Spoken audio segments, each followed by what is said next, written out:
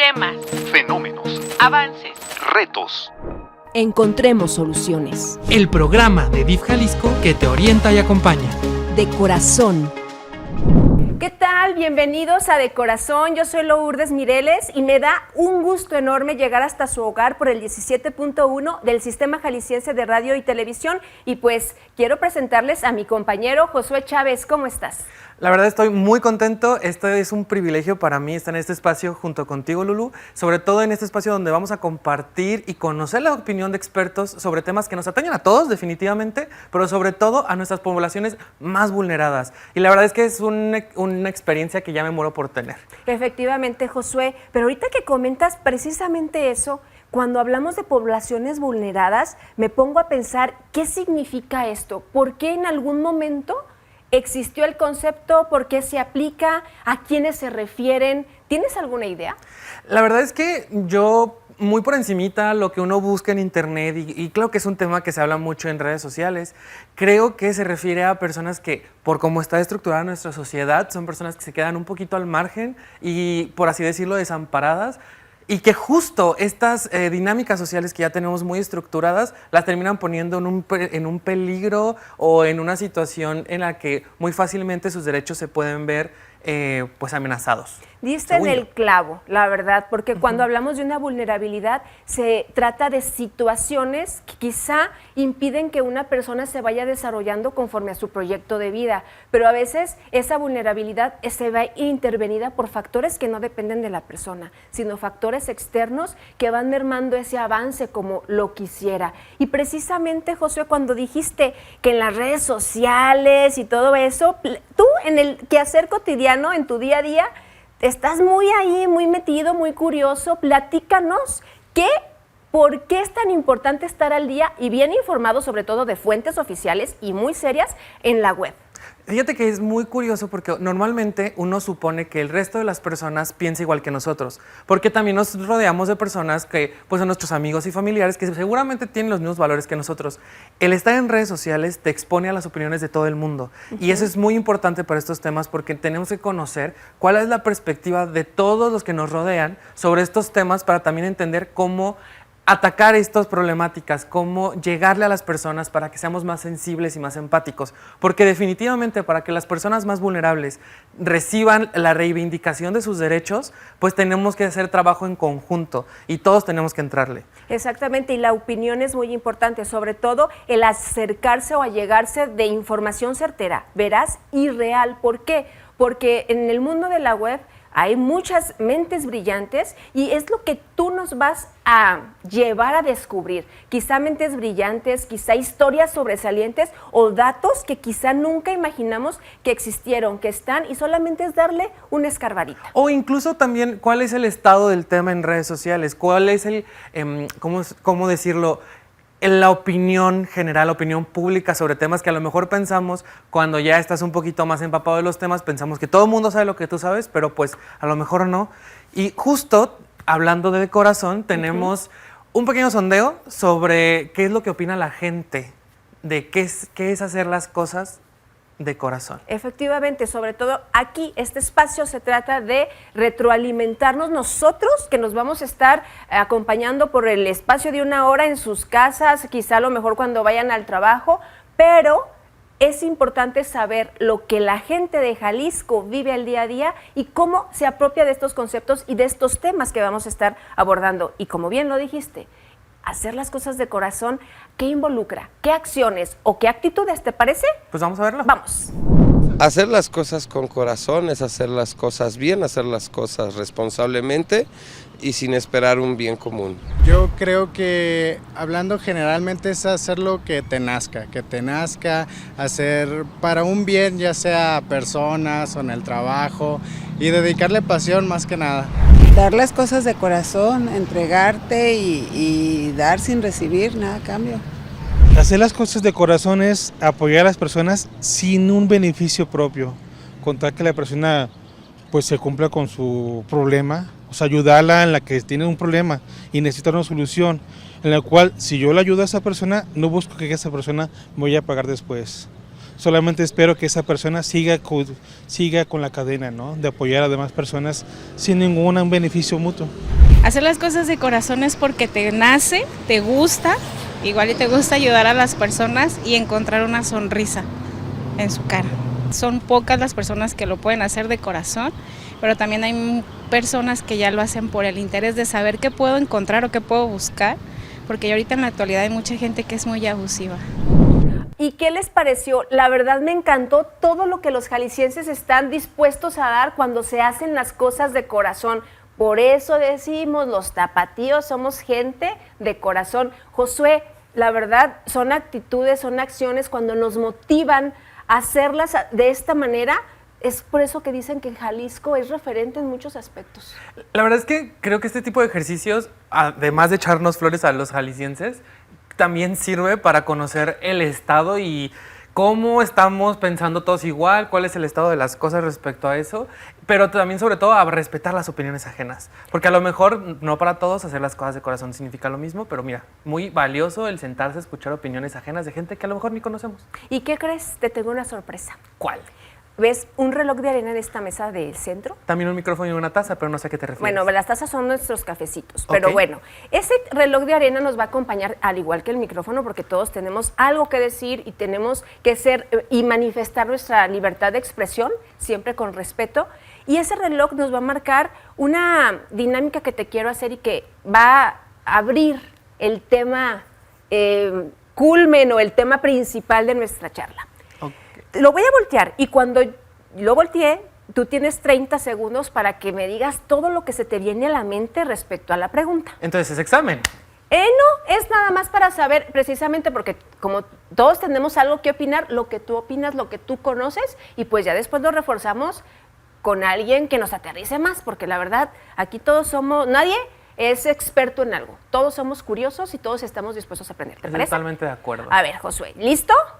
Va. No, pero de qué ni modo, aquí estamos. Bueno, ¿preparado? Pon tú. Muy bien.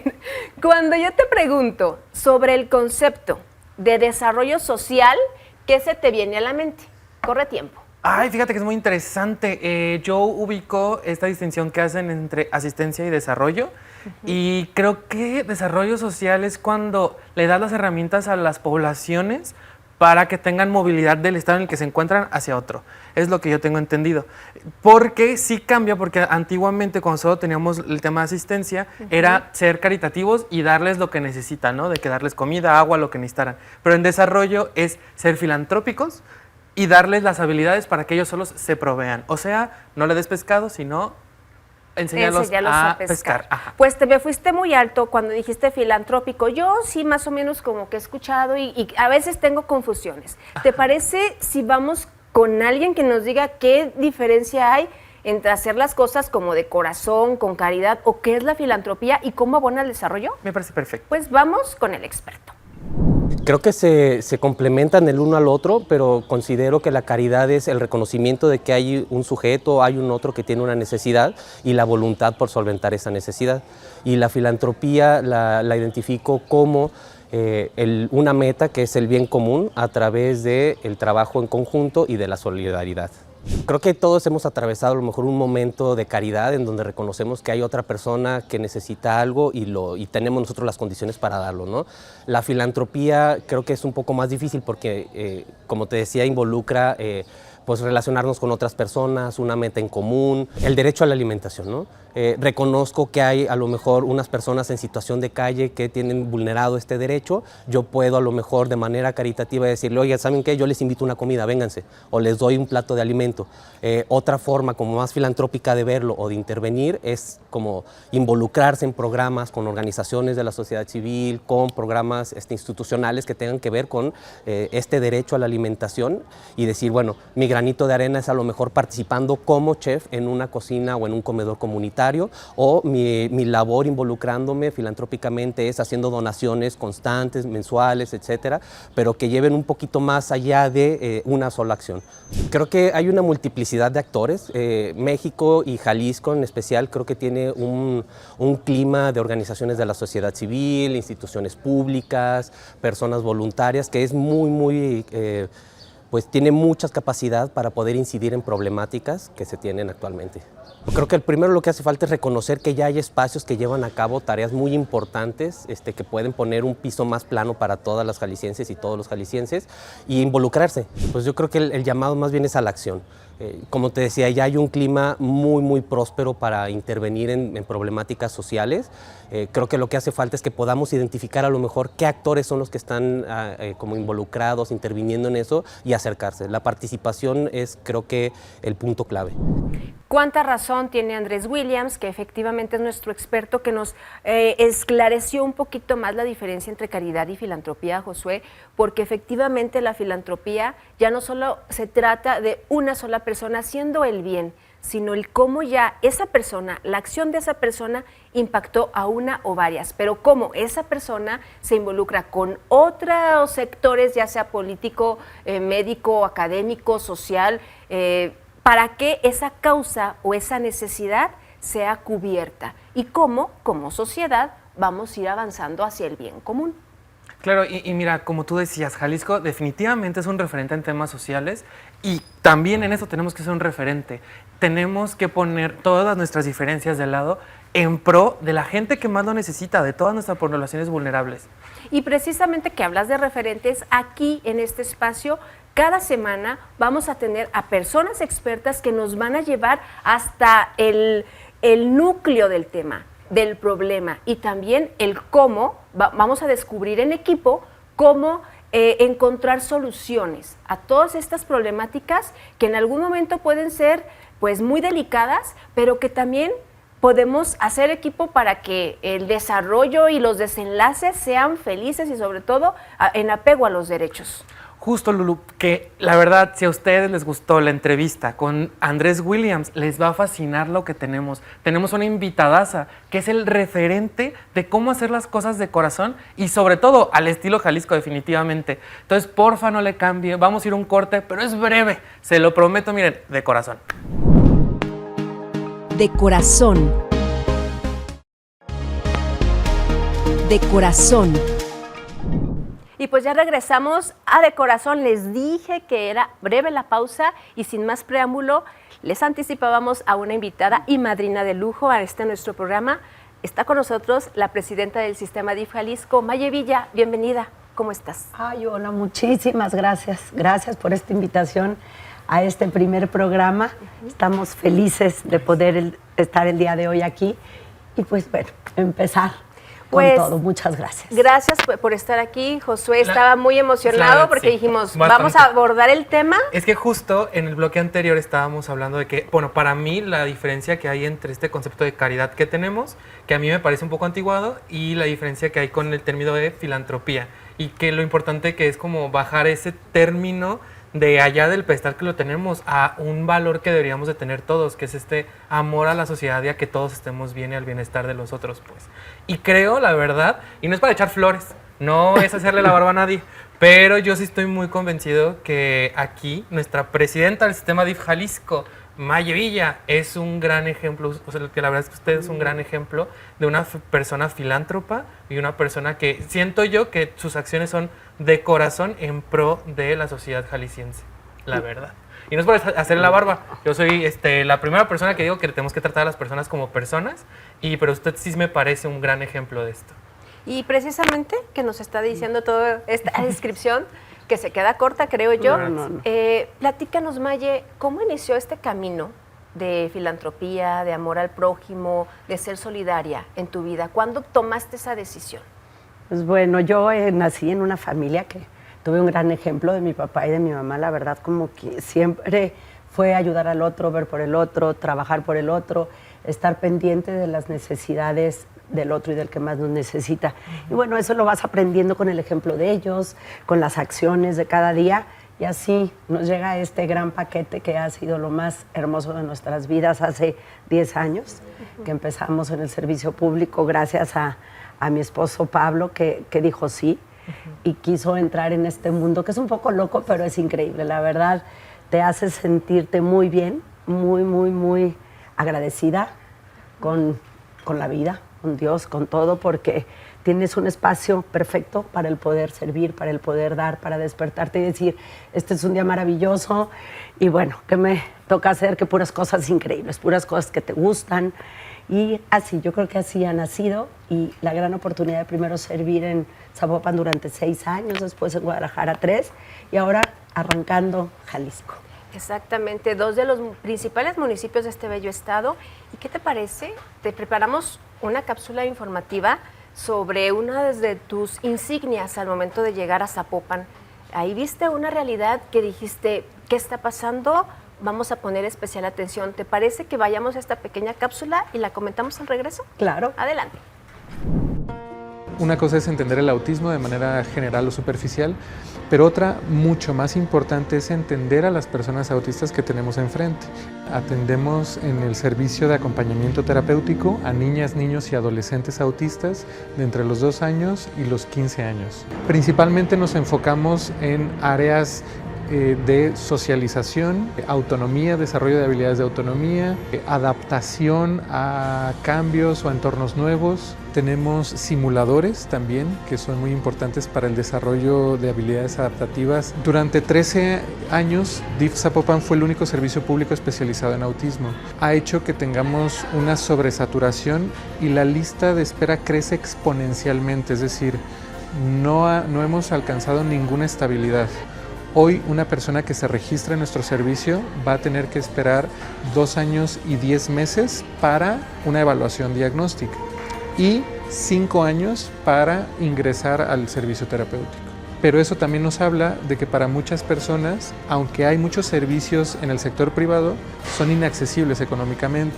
Ya no somos la única alternativa pública en el estado, ya está DIF Guadalajara, DIF Tlajomulco, pero aún así seguimos teniendo esa sobresaturación de manera muy grande.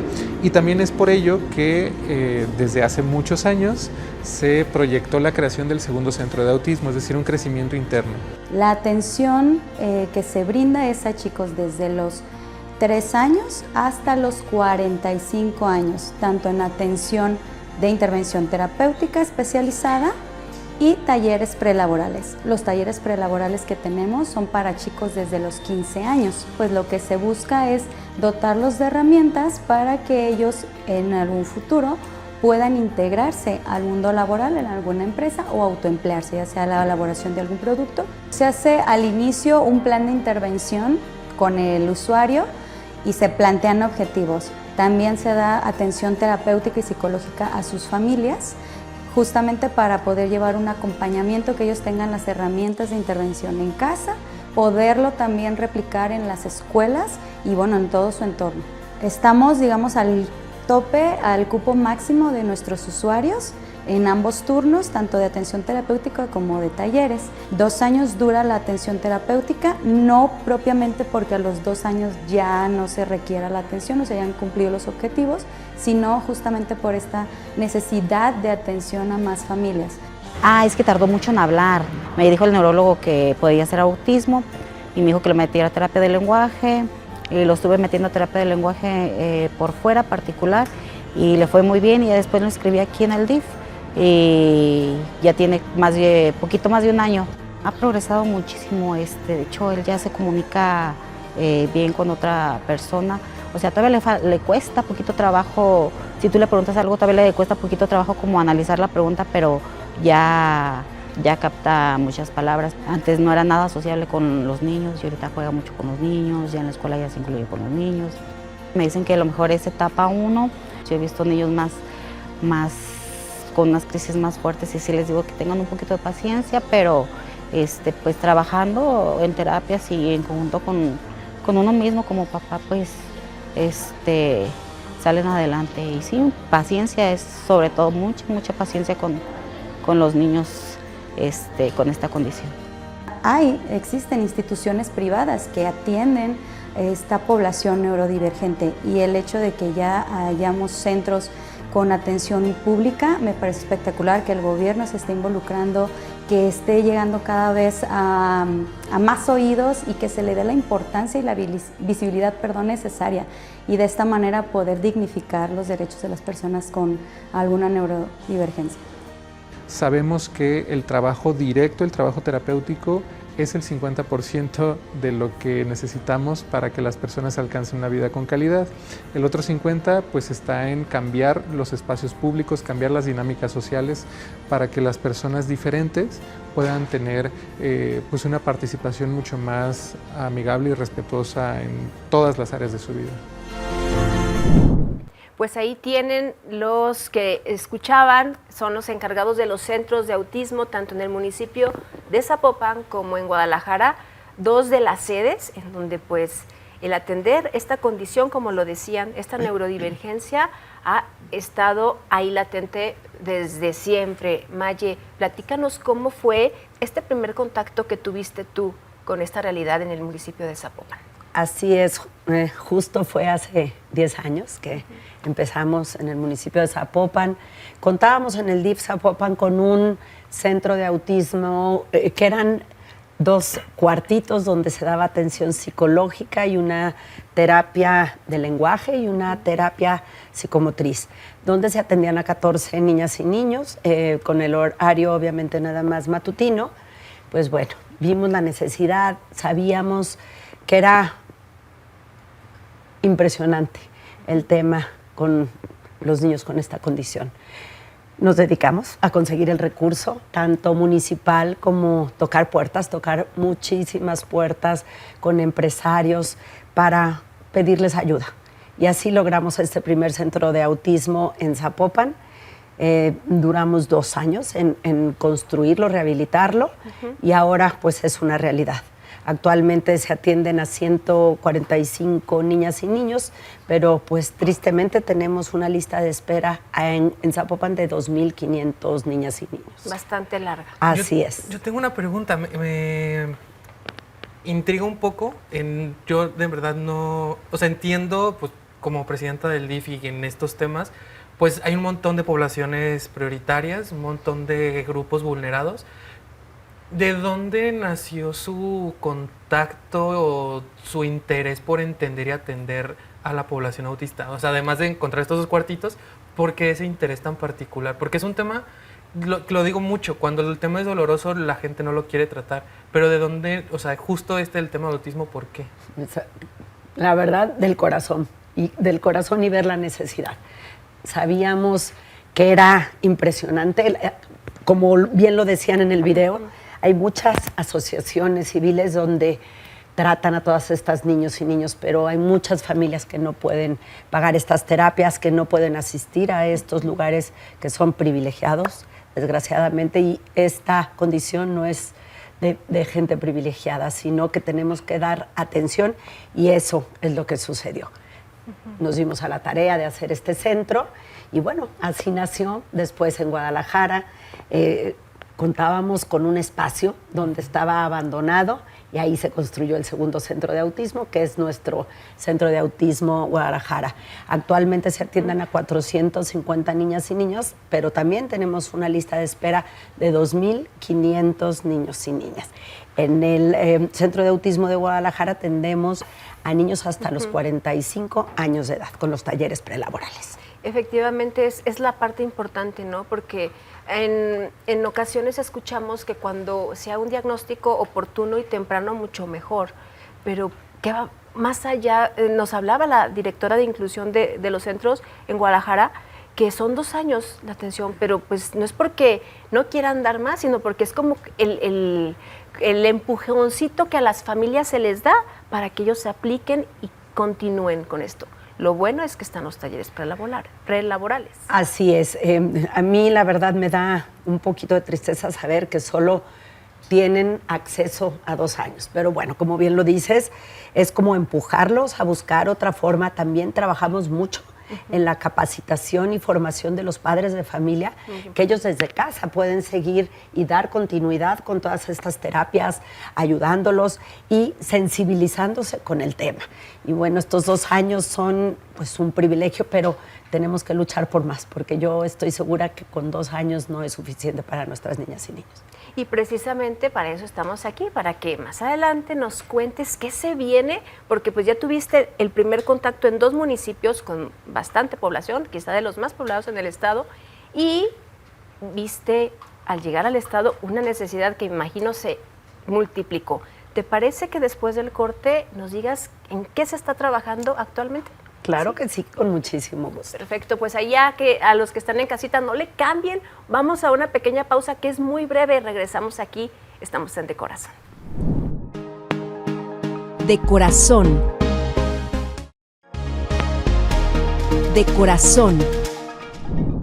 Pues ya regresamos a De Corazón y pues estamos platicando el tema de la necesidad de atención en el Estado para atender y entender precisamente el autismo, que es una condición, y estamos abordando esta charla tan amena con Maye Villa, esposa de nuestro gobernador Pablo Lemus, y también nuestra líder en el sistema DIF Jalisco, Maye.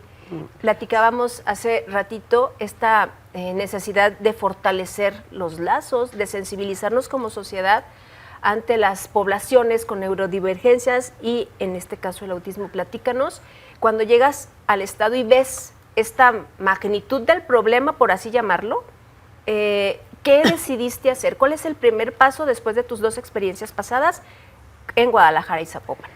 Ay, te cuento, estábamos en campaña y fuimos al municipio de Tepatitlán a visitar una asociación civil que trabaja por los niños.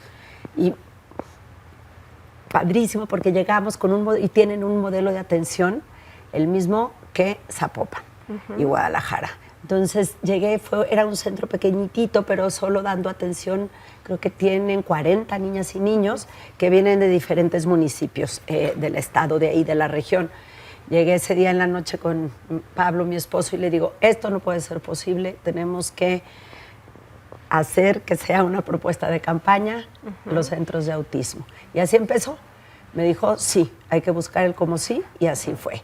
Primero empezaremos en Tepatitlán, después en Lagos de Moreno, después pues, Puerto Vallarta y Ciudad Guzmán, donde atenderemos a 400 niñas y niños de las diferentes regiones del estado, porque como sabemos, muchos de ellos no tienen la posibilidad de acceder a los centros de Zapopan y de Guadalajara. Y precisamente lo comentas, al momento de que llegas a las regiones, no tanto aquí en la zona centro, pues facilitaría también esto, la lista de espera que aquí se tiene y la demanda de atención. ¿Por qué estas 4 sedes? ¿Por qué designaron estos puntos? ¿Porque hay más población? ¿Se hicieron diagnósticos previos? ¿Cómo llegaron a esta decisión? Sí, claro, se hicieron diagnósticos, se trabajó muchísimo para poder hacer que fuera en el municipio indicado, donde tengan los niños facilidad para acceder a estos municipios y puedan venir de diferentes partes del interior del estado. Hablábamos de que el abordaje de esta condición es multidisciplinario. ¿Qué constaría en un modelo de atención y qué rescatas de lo que ya se implementa actualmente y cómo va a fortalecerse para cubrir la mayoría de las necesidades de una persona con autismo, que bien sabemos son muchísimas? Sí, como te dije, empezamos de los 3 años a los 14 años de edad en Zapopan y nos decían los papás, ¿qué vamos a hacer con nuestros niños cuando nosotros faltemos, cuando no tengamos la posibilidad de seguir trabajando, de ver por ellos, de mantenerlos, de cuidarlos? ¿Y qué? Pues nos dimos a la tarea de buscar este modelo de atención para poder hacer los talleres prelaborales, donde es de los 15 años a los 46 años de edad, donde estos niños, ahora adultos, podrán salir con un oficio, con ganas de seguir trabajando y poder ser autosuficientes. Y así los padres mucho más tranquilos de saber que sus hijos están aprendiendo un oficio donde podrán desarrollarse. Porque al final del día creo que los padres que llevan a las personas autistas a recibir esta atención, que yo creo que ha de ser su mayor inquietud, ¿no? Claro que en este momento ellos pueden llevar a los hijos, pero ¿qué va a pasar cuando ellos falten? O sea, ¿a quién les va a dar esa tranquilidad de que estas personas van a estar bien cuando ya nadie pueda estar? Porque, por ejemplo, en los centros son 2 años. Los padres, pues hasta que en sus posibilidades estén, pero tienen que ser autosuficientes. No podemos, o al menos es mi perspectiva, no podemos asumir que las poblaciones vulneradas permanezcan vulneradas para sentirnos bien de ayudarles. O sea, sí tiene que haber una continuidad y que salgan de esa vulneración al final del día. Y creo que justo esto que menciona de los talleres prelaborales, sí abre esa puerta y también incluso a lo mejor de cambiar el estigma, ¿no?, de las personas autistas, porque creo que tiene como dos paradigmas que o son hiperproductivas o que no se pueden incluir en la sociedad, y creo que esta es una buena manera como de desfogar esta tensión, ¿no te parece? Así es, tenemos que lograr tratar, porque muchos de esos niños pueden ser totalmente independientes. Entonces tenemos que trabajar en eso, en que sean independientes. Y precisamente al momento de que nosotros, se van a fortalecer los talleres, antes se trabaja lo que decíamos, lo que es las terapias psicológicas, ¿de qué herramientas se les dota y cómo se van a conformar los equipos de estos centros? Porque si bien es cierto, van a atender a más personas, ¿cómo se va a integrar a este equipo? ¿Qué características deben tener los especialistas que los atiendan? Híjole, sí es complicado porque tendremos que darnos a la tarea de encontrar un equipo interdisciplinario que esté totalmente capacitado para estar en todas las áreas. Primero, como bien lo decimos, un diagnóstico temprano es lo más importante, porque puedes ver cómo el proceso es mucho más rápido, su readaptación, y todo puede ser lo más normal posible. Un diagnóstico temprano les puede ayudar en su futuro impresionantemente. De ahí las terapias psicológicas, las terapias de lenguaje, las terapias de psicomotricidad, todos estos talleres prelaborales. También una cosa bien bonita que me gusta platicar mucho es estos cuartos donde tenemos, que es un cuarto con una cama, con su closet, con su baño, que los niños aprenden a ser funcionales en su propia vida, en su vida diaria. Tender la cama, tener su closet ordenado, cómo cambiarse, cómo arreglarse. También tenemos otro espacio donde tenemos un simulacro de dentista, pero hay veces que van dentistas porque estos niños sufren mucho con los estímulos fuertes, los ruidos. Entonces es un espacio donde van dentistas y los atienden y los enseñan a que los niños puedan poder recibir este tipo de estimulaciones. También tenemos una peluquería toda adaptada para que los niños puedan sentirse como en casa cuando los papás los lleven a las peluquerías y puedan estar tranquilos, puedan aceptar su corte de pelo con tranquilidad. Y así estos cuartos son algo que los llena de normalidad en sus vidas diarias y aceptar todos esos estímulos. Sí, es una preparación para la vida real. Para la vida real, porque tampoco podemos asumir que todos van a tener la sensibilidad de darles la paciencia. Entonces sí los tenemos que preparar para volverlos fuertes y que tengan una buena calidad de vida, no solo hacerlos frágiles ante la vista de todos, ¿no? También hemos trabajado muchísimo con Salud Animal, que nos ha apoyado durante 4 o 6 meses en el municipio de Guadalajara, donde les daban equinoterapia.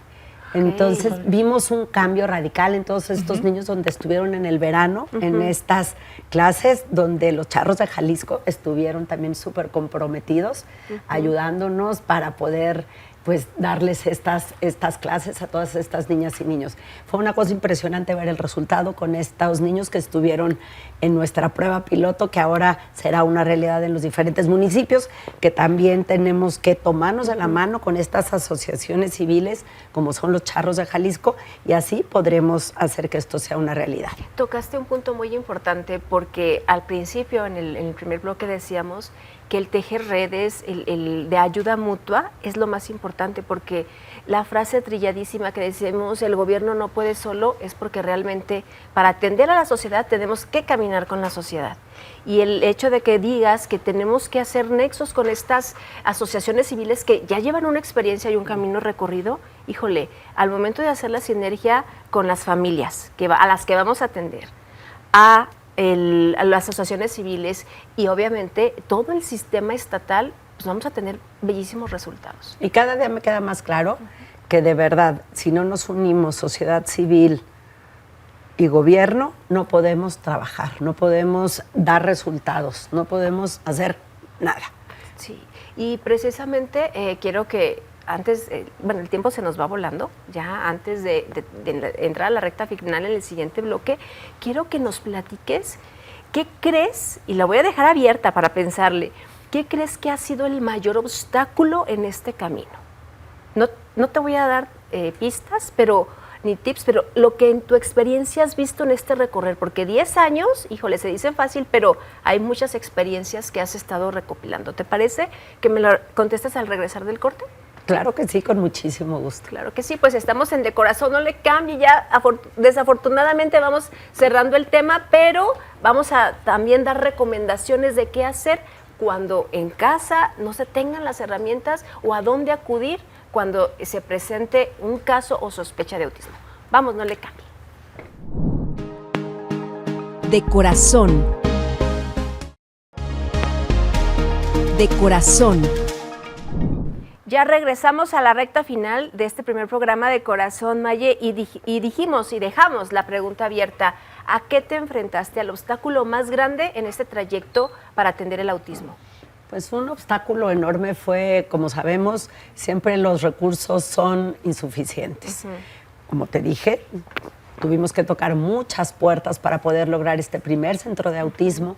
Después el de Guadalajara, también existe el centro de autismo de Tlajomulco, donde dan atención de 13 a 14 años de edad y también tienen una atención muy, muy buena.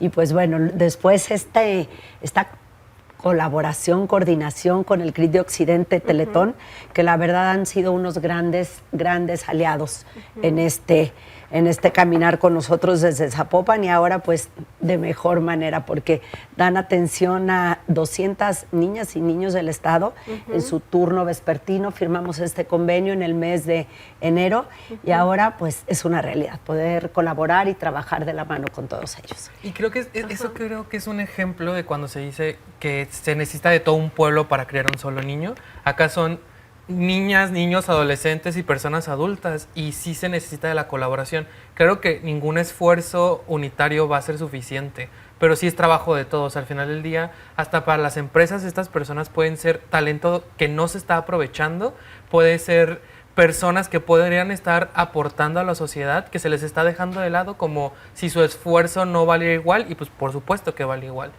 Y además de ampliar la atención del turno vespertino, ¿cómo se hizo la sinergia con la Fundación Teletón? Porque también tengo entendido, escuché en las notas periodísticas que se va a brindar como una red de acompañamiento y capacitación para empezar a detectar casos. ¿Cómo va a ser? Tenemos que formar justo también a nuestros maestros y maestras del estado de Jalisco, de todas las escuelas, para que puedan tener no diagnóstico, pero sí detectar estos pequeños signos de alarma para poder mandar a estas niñas y niños a un diagnóstico, canalizarlos. Y sin crear estigma. Y sin crear estigma, exactamente. Tenemos que trabajar mucho eso, en la sensibilización y concientización de todas las personas, maestros, maestros de deporte, todo esto, que estén bien conscientes de que pueden ellos ser el factor maravilloso de poder no diagnosticar, como bien les digo, sino poder canalizar y detectar a estas niñas y niños para que tengan un buen diagnóstico. Sí. Trabajo de todos. Trabajo de todos. Si bien es cierto, esta condición del autismo genera ciertas limitantes en la socialización, en el lenguaje. El sistema DIF Jalisco también va a arroparlos. Por ejemplo, tenemos 125 municipios, tenemos unidades básicas de rehabilitación. ¿Podrían ellos colaborar o cómo sería esa vinculación? De hecho, se está trabajando justo para que las unidades básicas de rehabilitación y unidades regionales de rehabilitación puedan tener estas personas que tengan una capacitación para poder detectar, no diagnosticar, porque es que el diagnóstico es bien complicado, no es cualquier cosa. De hecho, nosotros en Zapopan, los primeros años no teníamos el diagnóstico y eso fue un gran logro, poder contar con los diagnósticos para que puedan tener un seguimiento adecuado. Pero sí, detectar exactamente y poder canalizar a las organizaciones de la sociedad civil adecuadas o a nuestros centros de autismo en el estado. Perfecto. Yo tengo una pregunta. Eso ya es la labor de las organizaciones civiles, la labor de gobierno. ¿Cuál será la labor de nosotros como ciudadanos para aportar en positivo a esta población? Pues que estén muy alertas, que sean sensibles justo nada más con el tema, porque muchas veces los papás pues son niños que los ves y no captas, no cachas, no te das cuenta que tienen una condición, pero tienen ocasiones en que su comportamiento obviamente pues es cuando entran en crisis, cuando las mamás sufren muchísimo, en ser empáticos, ser sensibles, poder ser cercanos a ellos, que no les cause miedo, que no les cause susto. Eso es, yo creo que es lo que tenemos que hacer todos como seres humanos, hacer un llamado a la sociedad a tener esta empatía, esta sensibilidad hacia el otro y hacia el ser humano que nos necesita más que nunca. Yo te voy a hacer una pregunta muy, muy personal. Por ejemplo, cuando tú empezaste a ver y meterte poco a poquito, paso a paso en esta realidad, ¿hubo algo que te hizo dudar? De decir, híjole, ya voy avanzando, pero me estoy topando con esto y con esto. ¿Cómo lo supero? ¿Cómo le doy salida a las demandas de atención? ¿Hubo algo que te hizo dudar o claudicar? Lo pregunto así ahí. No, pero sí hay momentos como de frustración, que dices, híjole, quisiera hacerlo doble, quisiera que el día tuviera 48 horas. La verdad, como te dije, el recurso, híjole, es de las cosas más importantes. El tiempo es un recurso. El tiempo, el recurso y también muchos obstáculos que se van poniendo en el camino. Por ejemplo, ahora que estamos empezando a ver el tema del Centro de Autismo de Tepa, ha habido cosas que queremos que salgan más rápido, pero se frenan, pero son cosas que siempre vale la pena luchar por ellas. Sabemos que cuando las cosas cuestan es que valen la pena lo doble y sabemos que va a dar un gran resultado y va a ser de tanta utilidad para todas las personas que nos necesitan más. Es decir, por voluntad no nos detenemos, porque la voluntad y el corazón están. Pero las ganas de verdad nunca, al revés, como que cuando se ponen estos obstáculos en el camino y en el proceso, te hacen como más guerrera, te dan más ganas de seguir luchando y de conseguirlo, porque dices, esto tiene que suceder. ¿Tú por qué crees que por muchos años al autismo no lo volteábamos a ver ni las familias, ni las instancias de salud, ni las instituciones? ¿Qué estaba pasando y por qué empieza a cobrar auge? ¿Y por qué Jalisco es referente? Pues mucho por la concientización, falta de concientización, de sensibilización, de capacitación, que eso es lo que tenemos que hacer con todas las personas, que conozcan del tema, que no le tengan miedo, que quieran capacitarse, sensibilizarse, y así es. Y obviamente ha ido en crecimiento el tema del espectro autista, pero pues tenemos que seguir trabajando y eso nos da la fuerza para saber que tenemos que seguir luchando por todas nuestras niñas, niños, jóvenes y personas. Sí. ¿Recuerdas un caso en particular que te haya marcado mucho? No sé, quizá una familia que se acercó a ti, algún joven, en este trayecto, porque pues obviamente se acerca mucha gente a ti, alguien que recuerdes con especial cariño, apego o que te haya marcado. Muchísimas familias, ver los resultados, ver el agradecimiento, el cariño, de verdad, porque todas las personas que trabajan en el Centro de Autismo de Zapopan de Guadalajara, en el CRID de Occidente, en Tlajomulco, tienen una sensibilidad, un amor, que luego eso es lo que ves de resultado con estas familias. Su agradecimiento total de ver cómo son tratados, de cómo es todos los que están con ellos, que de primer contacto, cómo son empáticos, y bueno, todo ese agradecimiento, ese amor de ver cómo les cambiamos la vida, que a lo mejor no como nos gustaría al 100%, ni continuar con estas terapias durante más de 2 años, pero sí ves un reconocimiento, una gratitud. La verdad, con eso te quedas, con el amor y cariño de la gente, y ver que les sirvió a estos niños estos 2 años de todas sus terapias, de estas capacitaciones a los padres, de esta sensibilización y de este trato humano, que es lo más importante. Precisamente en una de las visitas al centro de DIF Guadalajara, si mal no recuerdo, había padres que nos compartían sus testimonios y precisamente decían eso, que el niño en su momento ya decía, ya es martes, ya me toca ir y hasta por nombre con su terapeuta. Lo hacen con mucho amor, con mucho cariño. La verdad que sí, los niños empiezan a crear este lazo de cariño y de unión con sus terapeutas, que la verdad esto es lo que te te hace seguir luchando y trabajando. Que te mueve. Así es. Pues en este año precisamente, y se notó el cambio, lo voy a presumir, no importa que me regañen, pero fue muy evidente. En abril pasado yo iba por el tren ligero y empecé a visibilizar un poquito de más del tema. Y dije, y en una de esas, pues yo me quedé ahí a escuchar en la estación Ávila Camacho y había mucha apertura de la gente y sobre todo de los especialistas en bajar el autismo a un lenguaje comprensible para todos y una infinidad de enfoques. Se notó, Maye, que llegaste al Estado a empezar a generar pues esos lazos. Muchas gracias, muchas gracias. Hay mucho por hacer todavía, no nos debemos de sentir que ya hicimos mucho, sino hay tanto y tanto por hacer. Es impresionante llegar a los diferentes municipios, aparte de los 4 centros regionales que se construirán, que serán una realidad, esperemos que así sea, pero vas a otros lugares que dices, hay una necesidad igual. ¿Y qué haremos? Seguir luchando para que podamos lograr estos espacios, como bien lo dijimos, de esta sensibilización y concientización y capacitación en el personal del DIF. Pues esperemos que también este espacio de corazón sea un espacio en el que también ayude a democratizar y a bajar estos temas tan complicados de hablar, para que todas las personas allá se sensibilicen, para que las personas allá se concienticen y pues ayudarle en su labor, que pues es de todos, no solamente del DIF Jalisco. Y sé que cuento con todos ustedes, con empresarios, organizaciones de la sociedad civil y gobierno, las diferentes dependencias. Necesitamos muchísimo de todos ellos. Un llamado, Maya, a la sociedad, porque si bien es cierto, necesitamos imaginemos que ya tenemos los 4 centros, bueno, el primero, el regional. Sí, el llamado a los especialistas a involucrarse, a acercarse, ¿cuál sería?